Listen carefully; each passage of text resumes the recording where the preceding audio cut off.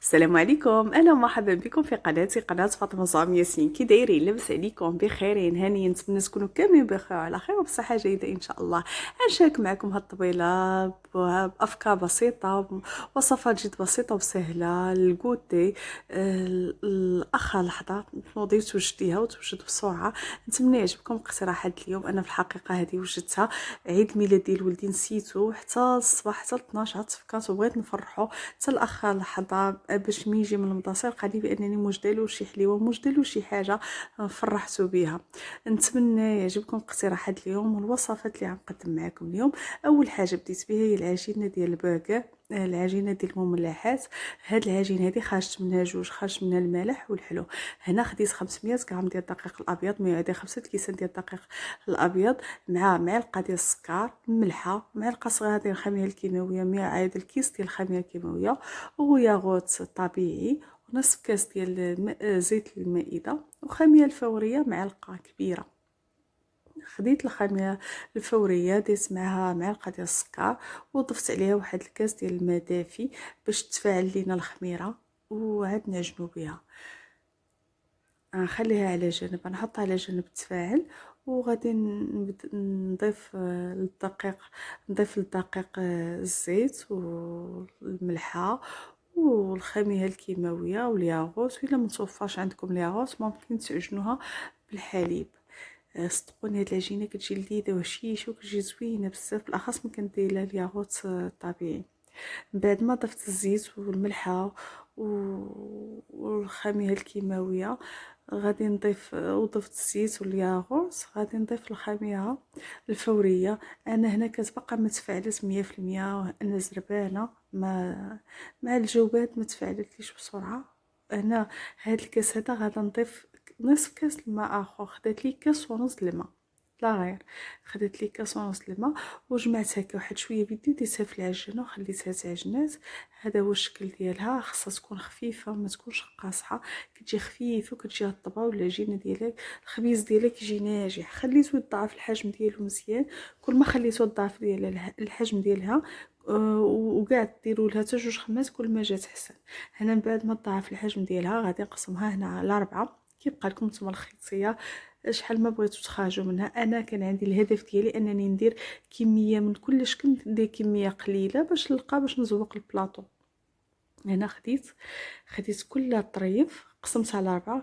طريف خرج منه البرجر، الطريف الاخر خرج منه خبيزه ديال الساندويتش، لي باغيت ساندويتش، والشكل الاخر. هادو هما الخبيزات ديالهم على هاد الشكل هذا ديال الساندويتش. كنلفهم على هاد الشكل، كنبسط العجين كنلفها باش كتجيني مهويه ومثقبه من الداخل.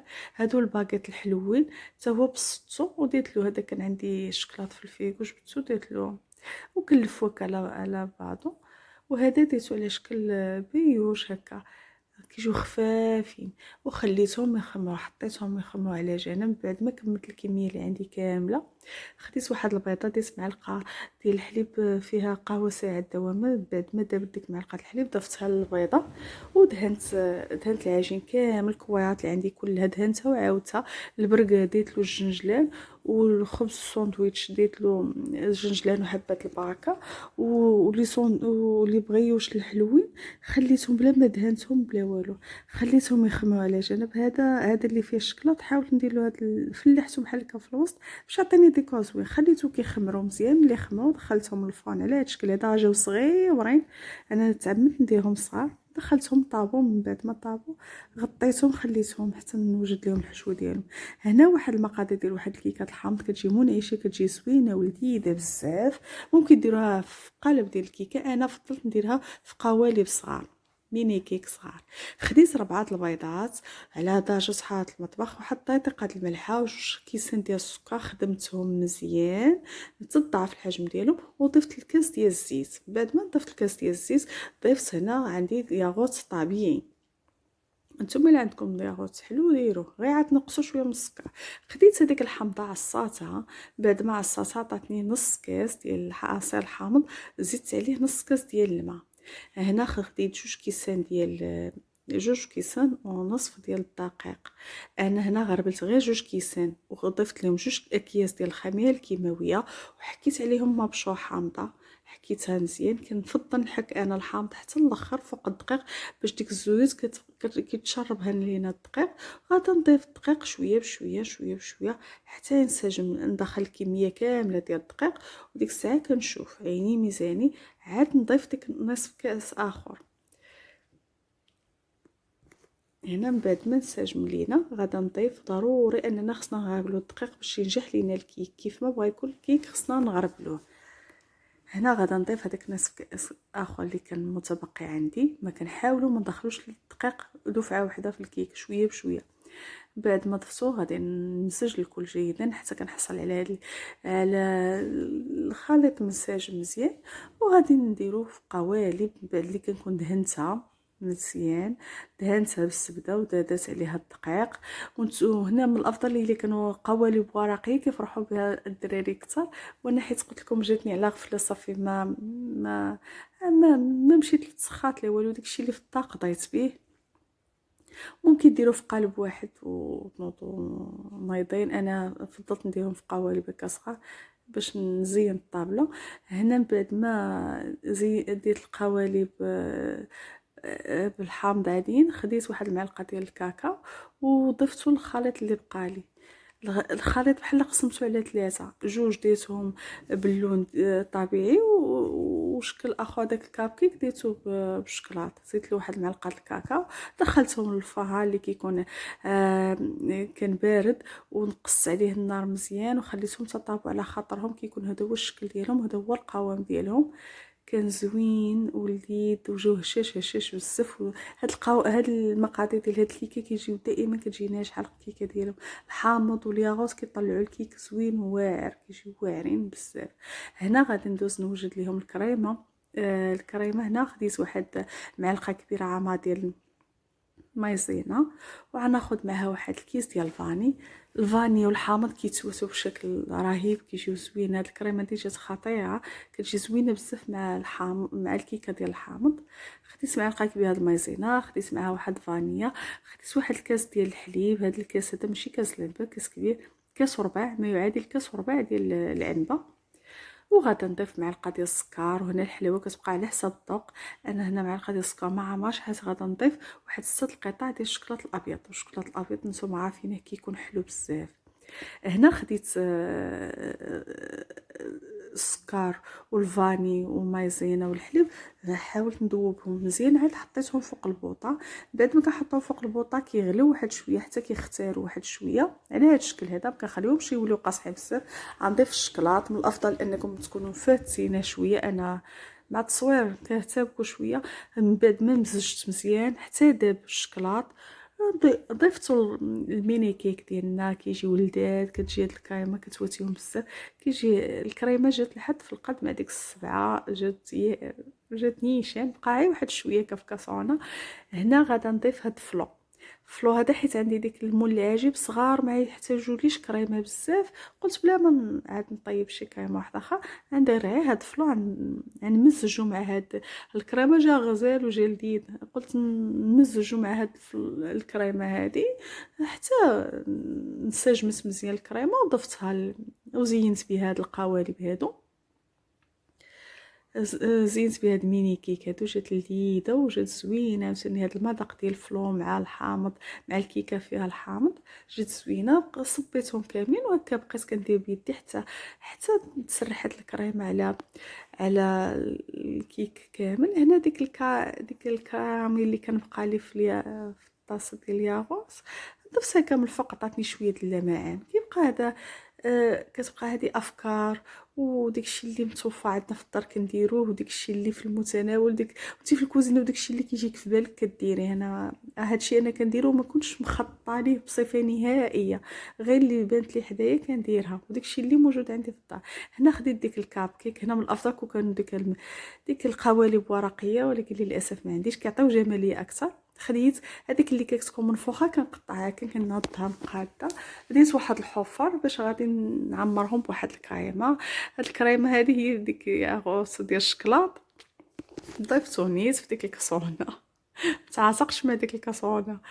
خديت من بعد ما مزجت الكريمه مزيان، عمرت بها هاد القوالب هادو. ما اصلا ما محتاجينش بزاف، حيت الكميه عندي 7 دغيا عماتهم بديك الكريمه، عماتها مزيان. ملي عماتهم كاملين خديت واحد شويه ديال الكريمه، خدمتها وزينتها. انت كتعرفوا الاطفال كيبغيو هكا الكريمه، بالاخص ولدي كيحماق على الكريمه، عنده هذا هو عيد الميلاد، هو الكريمات بزاف. وزينتهم داكشي اللي متوفر عندي في الدار، ديك الحلوانيت اللي كيبغي، داكشي اللي في الدار، مارشميلو درتلو. هنا غناخذ هاد الكيكه هادي ولدي كيحماق عليها، كيموت على هاد الطاطا هذيك. كنديرها من نهار اللي كنديرو كتعجبو بزاف.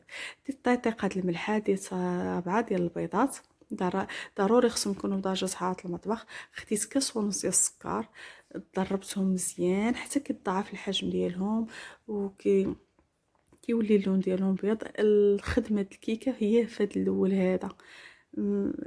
ملي كتخدموا البيض والسكر مزيان كتطلع الكيكه مزيانه بزاف. هنا من بعد ما تضاعف الحجم ديالهم غادا نضيف الزيت، كنضيفوه شويه بشويه شويه بشويه حتى ينسجم الزيت مزيان مع الخليط. من بعد ما كينسجم لينا غادا نضيف هنا الدقيق هنا غادي يوصل لينا 2 كيسان ونص، ما يعادل 250 غرام حتى 260 غرام. هنا انا ضروري غندير عاوتاني، ضروري كندير كاس بكاس. انا هنا ديت كاس بكاس، كنغرب الكاس الاول كنمزج، وكنغرب الكاس الثاني وكنمزج. هنا 2 الاكياس ديال الخميره الكيماويه، كنمزج الكل مزيان. وعاوتاني غنضيف نصف كاس اخر بوحدو عاوتاني. وانا اي اضافه كنضيفها كنغربلها. هنا من بعد ما ضفت الكاس الاول ضفت الكاس الثاني، هذه نصف كاس اخر، غنضيف معها معلقه صغيره ديال القرفه. غنغربل الكل جيدا. غادي نحاول ندخل ديك الدقيق بشويه بشويه، ندخلو من الافضل ندخلو شويه بشويه باش ما كنهرسوش، ما كنطيحوش ديك البيض. هنا خديت الجزر هنا 250 غرام، خديتو قشرتو نقيتو حكيتو في الحكاكه ديك الرقيقه. ممكن 250 غرام هي 2 كيسان عامرين مزيان بخيصو د العنبه. كندخل الجزر على هذا الشكل هذا، كندخلو شويه بشويه بشويه بشويه، كيعطي واحد الرطوبه وواحد اللذه، كيجي رائع، كتجي رائعه. كلشي سولك شنو فيها، ما يعرفوش راه فيها الجزر. خديت واحد القالب كيكون القوام ديالها ثقيل، الا لاحظتوا دهنتو بالزبده والدقيق. انا شكيت في الجناب ديالو حيت هذا خفيف شويه، دابا تلصق لي، درت ليها الكاغط، درت ليها السولفيريزي. غادي الكيكه ديالنا الا لاحظتوها هي كتكون ثقيله، كتبان لكم ثقيله، ولكن القوام ديالها كيجي رائع وكتجي خفيفه بزاف. دخلتها للفران، انا الفران كان عندي سخون، قصت عليه النار وخليتها طيب على خاطرها. ممكن ديروها حتى في الفران بارد، انا بحكم كنت خدامه فيه صافي دخلتها في الفران سخون ونقصت العافيه بزاف. كيكون هذا هو الشكل ديالها، كتعطينا هذا اللون هذا بالجزر، كتجي زوينه. واحد اللون كيكون اللون بالجزر كيعطي هذاك اللون والقرفه. هي كتجي خفيفه خفيفه، باقا سخونه ونوريها لكم، خفيفه كتجي. خديتها قسمتها انا على 3، كتجي خفيفه بزاف. وحتى واحد ما يعرفها بالجزر، حتى واحد ما يعرفها بالجزر، غير جربوا هذه على حسابي. خديت الكيس ديال كريم شونتي، كريم كريمه كانت عندي في الفريغو. من الافضل تكون بارده والحليب يكون بارد. خديت كاس ديال الحليب، خدمتهم واحد شويه، طلعتها واحد شويه وضفت ليها حك ديال الجبن جبلي. وممكن ديروا اي جبن عندكم، اي جبن بغيتو. كتجي زوينه بزاف هاد الكريمه هادي. ملي كنضيفوا ليها الجبن كنغنيوها، كتجي زوينه بزاف. خديت الطبقه الاولى دهنتها هكا بالكريمه وديت عليها الكركاع، وديت عاوتاني الطبقه الثانيه ديت عليها الكريمه والكركاع. ممكن ديروه نتا الزبيب كيتواسى مع الزبيب، ولا ممكن ديروه في وسط الكيك، في وسط العجين ديروا الزبيب، وفي وسط العجين ديروا الكركاع. انا فضلت نديروه مع الكريمه، كتجي زوينه هاد الكيك هادي. دهنت هكا مع الجناب، عمرت ليها من الفوق ومن التحت دهنتها، وفضلت نزين هكا من التحت بالكركاع. خديت مع الجناب، خديت لاسباسول هادي ودهنتها. لاسباسول هكا فيها السنينات هادو، حاولت ندور عليها هكا من الجناب، عطاتنا ديك الشكل ديال السنينات هكا، جات موجه، جات زوينه. حاولت نسطح ليها من الفوق، نقاد ليها الكريمه. خديت واحد البوش ديت فيه الكريمه، ديت هكا واحدات في الجناب، وخليتها على جنب تبرد. مشيت صاوبت حطات هنا كريم كراميل اللي ساهل ولذيذ وبنين. خديت كاس ديال السكر ديتو في كاسرونه وديتو فوق البوطه على نار مهيله حتى داب على خاطر. خديت كاس ديال الحليب، واحد المعلقه ديال المايزينا، ذوبتهم مزيان. من بعد ما داب السكر تكاراميليزا، ضفت له معلقه ديال الزبده وضفت ليه هذاك الكاس ديال الحليب اللي فيه مايزينا، اللي ذوبت فيه مايزينا. والحليب كنضيفوه غير شويه بشويه، ما نضيفوش دفعه واحده. من بعد ما ضفت ليه داك الحليب، هنا غنضيف قطع ديال الشكلاط. هنا واحد 6 القطع ديال الشكلاط الابيض كنضيفو، كيعطينا واحد القوام زوين، كتجي زوينه الكريم. خليته هكا دفا. انا هنا زربانه خليته هنا دفا واحد شويه، مباشره ديتو الا لاحظتوا باقي الباغ كيطلع منه بحكم الزهزانه. يا هذيك ديتو فوق الحلوه، كيعطيو واحد الشكل زوين. زينت هكاك بطيفه ديال الكاكاع، زين بسيط. قلت لكم داكشي اللي عندي متوفر في الدار، ما حاولش نجتهد بزاف، ولكن جات بنينه. اهم حاجه انها جات بنينه بزاف. خديت هنا خبز التورتيلا، هنا كان عندي في الفريكو هاد خبز التورتيلا. خديت 2 حبات قطعتهم هكاك، قطعتهم بدوائر. وهذه خديت 2 حبات ديال الخبز التورتيلا قطعتهم هكا على الربع، ربوعه هكا كيجي على شكل ظرف هكا. خديت هنا الشاورما، واحد البصله خضاريه صغيره. خديت هنا 300 غرام ديال السدر، قصده ديال لادان. ديت السكنجبير، ديت الكركم، ديت الملحه، ديت الخرقوم، ديت الكمون، واحد طيطقه الكمون السودانيه، معلقه لاموطاد، ضيز ديال الثومه والصوجه، واحد المعلقه صغيره ديال العطيات الشاورما، وخليتها تشحر فوق البوطه. خديت هنا الكفته 300 غرام د الكفته والملحه والابزار. وهنا كانت عندي البصله مشحره، ضفتها للكفته كتجي خطيره. هنا من بعد ما تشحرت لي، هنا من بعد ما وجدت لي الشاورما الكفيته، هنا من بعد ما شكلتها خبيزات هذاك على هذاك الشكل، الكفيته كتجي لذيذه بديك البصله اللي كتكون معسله، كتجي خاطئه. من بعد ما كتكون عسلتي البصيله كنضيفي ليها الكفته والملحه والابزار وصافي. خديت هنا خبيزه ديال البرغر، قسمتهم على هذا الشكل، دهنتهم بصوص الجيريان، ديت الكفيته، ديت الجبن، ديت الخس. وكان هذاك هو الشكل ديال البرغر. وبقى لكم الاختيار ديال اللي بغيتو. هنا خديت خبيزه ديال الساندويتشات، دهنتهم بالجبن جبلي، ديت عليهم ديك لادان فيمي، ديت الخس، ديت داك الجبن اللي كان شاطلي ديال فرماج ساندويتشات من البرغر. خديت هنا لاباط بيتزا كانت عندي في الفريغو، جبت هكا حبات، ديتهم ديت له لاصوص طوماط، وديت الفلفله، الفلفله قطعتها والبصله ورقيقه، وديت الثوم، دخلتهم للفرن يطيبوا. ما درتش في هذه المرحله الجبن، خليتهم هما الاخر حيت عيبادو خصني نسخنهم. قلت من بغيت نسخنهم نعاد ندير الجبن والزيتون. دخلتهم للفرن طابت حطيتها على جنب، وضفت ليها الزيتون والجبن. جبن هنا ديت انا شويه موزاريلا مع ايدام. هنا خديت ديك الشاورما من بعد ما طابت، زينتها هاد الخبيزات هادو زينتهم بكورنيشو، شويه ديال الصوص الجيريان، ديت داك شويه ديال الجبن ديال الساندويتشات، وجمعتهم على هذا الشكل هذا. كيبقى لكم الاقتراحات والافكار اللي عندكم اللي متوفر لكم كديروا. هذا الديكور هذا بغيت نجربه، جا على شكل ظرف كيجي زوين. هنا خديت هذه الحشوه ديال البطبوط، خديت 3 البيضات مسلوقين، شويه د الكورنيشو، شويه الزيتون، وهذا جبن جبلي ديتو طحنتو. هنا كندير كميه الحشوه قليله على حسب عدد، حيت عندي العدد قليل. انا ديت قياس ديال البلاطو نيشان، ديت القياس. وهاد الحشوه هذه كيبغيها ولدي عليها باش ديتها له في البطبوط. كيكون هذا هو البلاطو المملح ديالنا، البطبوط وساندويتشات هكا مالحين.